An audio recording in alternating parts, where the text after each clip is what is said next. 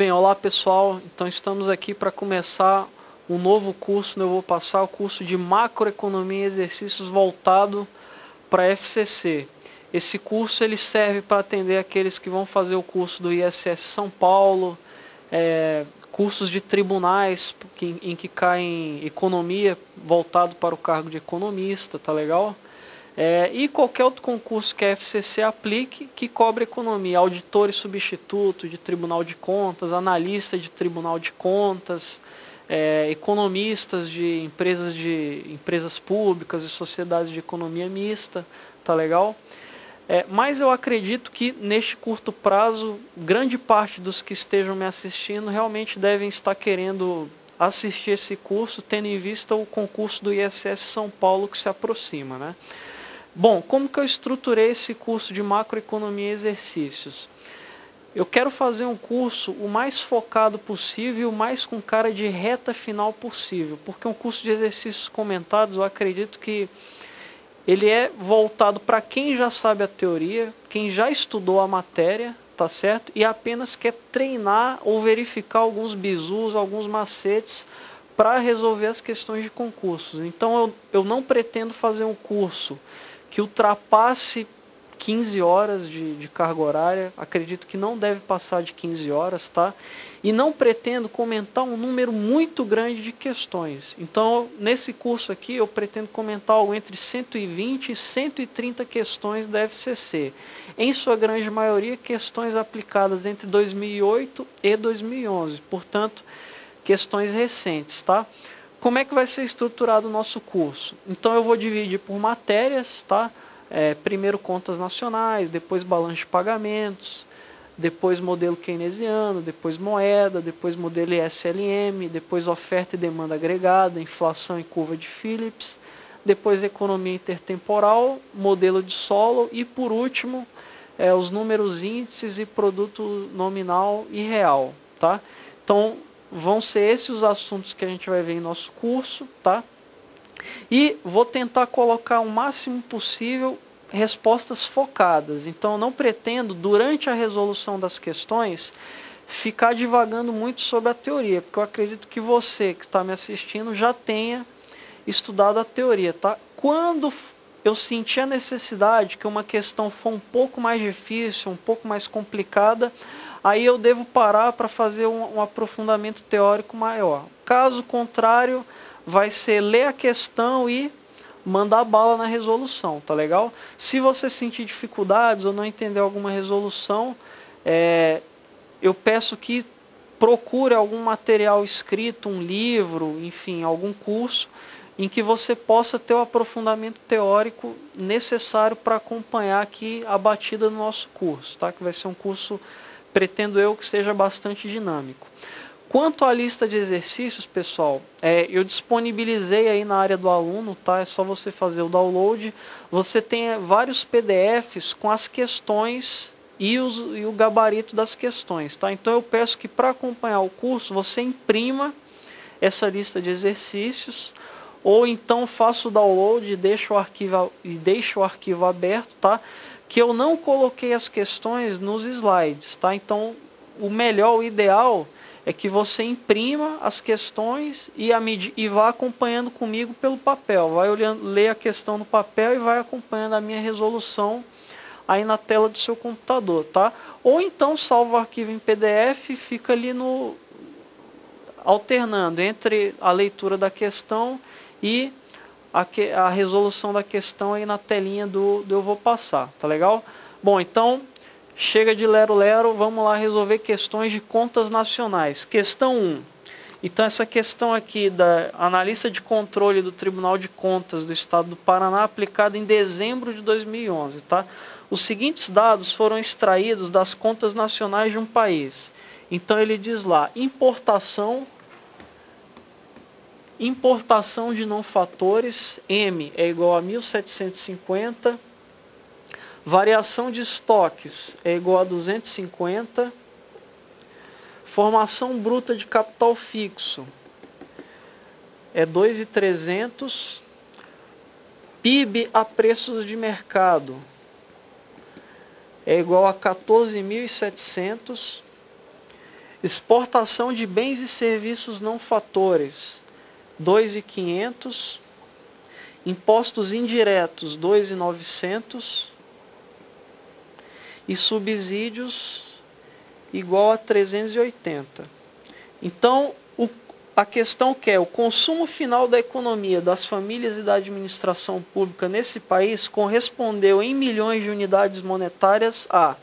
Ele quer o consumo final. Pessoal, o que é o consumo final? O consumo final é o consumo das famílias, que é a variável C, mais o consumo do governo, que é a nossa variável G. Tá legal? Bom, quando uma questão de contas nacionais pede o valor de alguma variável, a primeira coisa que a gente tem que fazer é buscar na nossa memória alguma fórmula, alguma formulação, alguma expressão que tenha esse valor solicitado pela questão. Aqui no caso do consumo final, a fórmula que a gente pode utilizar é a seguinte: é a fórmula do PIB a preço de mercado. A gente sabe que o PIB a preço de mercado é igual a C mais I mais... Espera aí.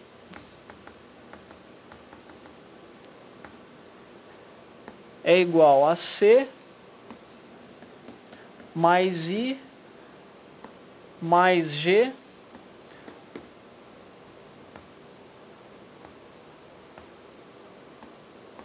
mais X menos M. Então, a gente tem o seguinte. Esses valores em vermelho que eu coloquei, o C e o G, é exatamente o que a questão quer, o consumo final, né? Então, o PIB a preço de mercado vai ser o consumo final mais I mais X menos M. Se você observar bem, você vai ver que, olha só, o PIB preço de mercado a gente tem? Tem, a questão deu. Tá aqui, ó. O consumo final é o que ela quer. O investimento a gente tem? Tem. Por quê? Porque a variação de estoques e a formação bruta de capital fixo, isso aqui somado dá o investimento. Exportação de bens e serviços não fatores, o X, a gente tem.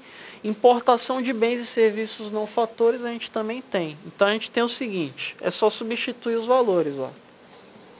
14.700 é igual ao consumo final mais investimento. Investimento é o quê? Variação de estoques, 250, mais formação bruta de capital fixo, 2.300. Mais exportação, 2.500, menos importação, que é 1.750. Fazendo essa conta aqui, você vai achar consumo final igual a 11.400.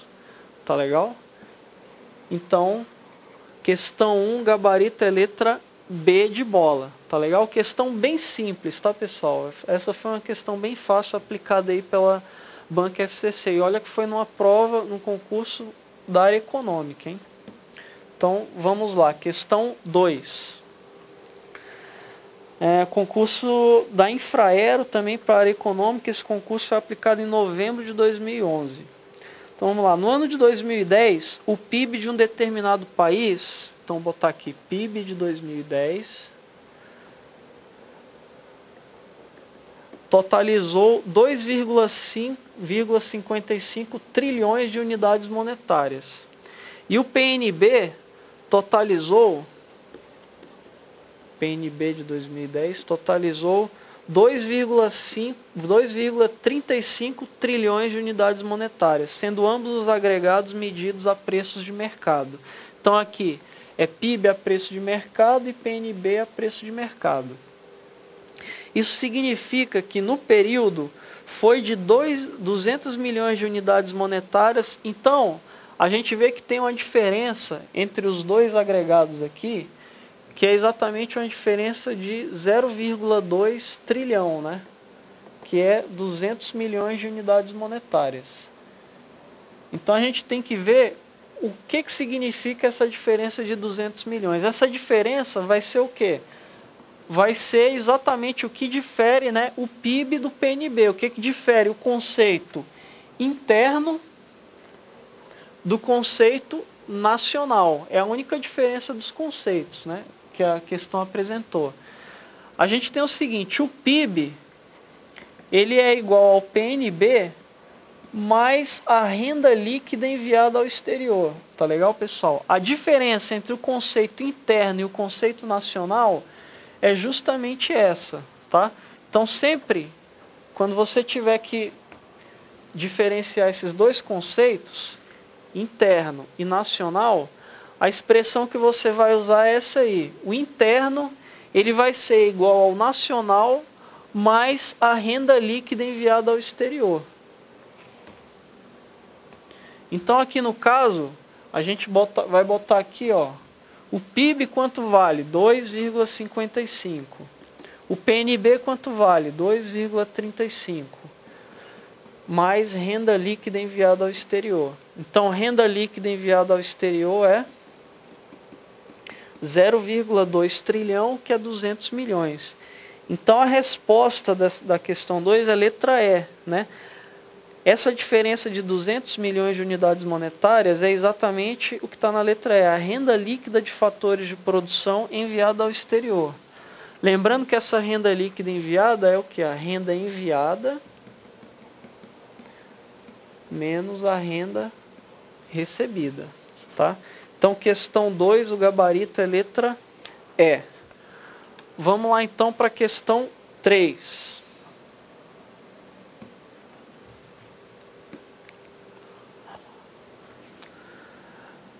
Questão aí de analista de planejamento da Cefaz São Paulo, aplicada em 2010. Os impostos indiretos líquidos dos subsídios concedidos ao setor privado são agregados econômicos que diferenciam os conceitos de... Então, o que é imposto indireto líquido de subsídio? É isso aqui, ó. Imposto indireto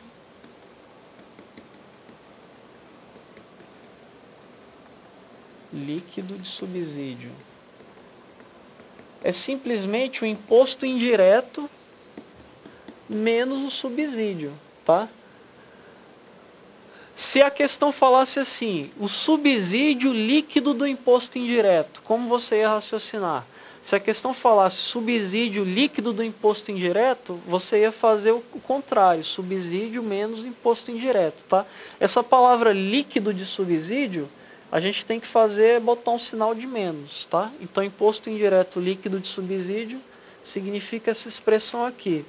O que ela diferencia? Pessoal, quando a gente tem o imposto indireto menos o subsídio, esse conceito aqui, ele diferencia o agregado preço de mercado de custo de fatores, tá?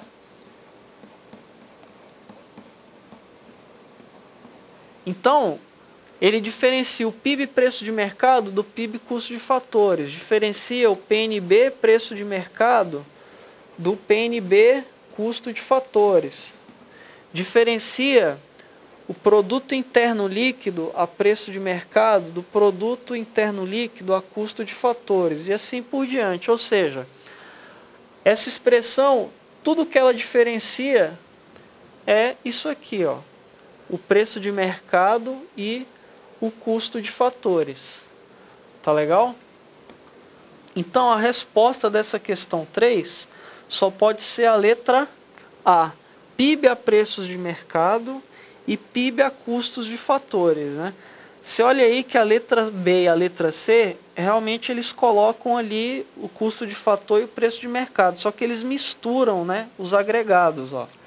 Na letra B ele mistura produto interno líquido com produto nacional bruto. Tá errado, né? Essa expressão, ela diferencia só isso, né? Só o fato de ser preço de mercado e custo de fatores. A base aqui, ó, tem que ser igual. Tem que ser PIB, tem que ser PIB. Tem que ser PNB, tem que ser PNB. Se é produto interno líquido, tem que ser produto interno líquido. Tá? Então, questão 3, o gabarito é a letra A. Pessoal, vamos encerrar essa aula por aqui, tá? Vocês já devem ter percebido que eu estou procurando ser o mais dinâmico possível, comentar as questões rapidamente, tendo em vista que o objetivo desse curso de questões comentadas é exatamente ser um curso de Reta final, quem já sabe a matéria, já estudou e está querendo somente verificar a resolução de exercícios da banca FCC, tá? Vou encerrar essa aula por aqui. Na próxima aula a gente continua com mais exercícios resolvidos de contas nacionais. Até lá!